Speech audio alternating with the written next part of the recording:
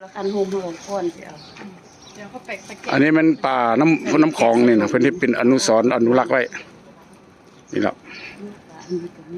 เพราะตอนนี้โอ้เงียบสงบดีทั้งหลังนี่เป็นตลาดหนองคาย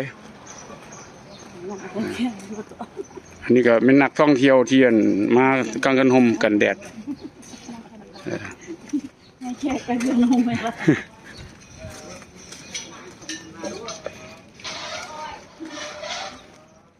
นี่มันเพิ่นเฮ็ดอัน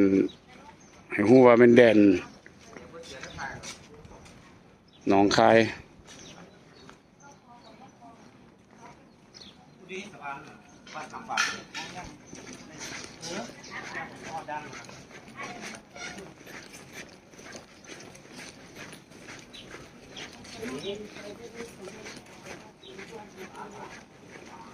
ปุ๊เป้หมักไฟเป้หมักเงาะกะเป้ฮะโน้วางลุมนี่เด้อ เพิ่นเก็บตังค์นะดอกเลี้ยงบ่กินข้าวบ่ค่ะเบิ่งสิไปบ่หาไอ้กี่ว่าซั่นเด้โอ้หาตุกี้บ่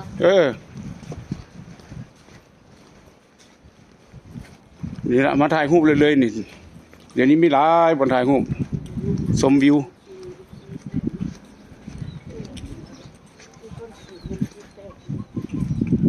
บนนี้เป็นที่เก่าแก่หลายบนนี้นะเขาจะเฮ็ดเป็นอนุสรณ์ไว้บันนี้ก็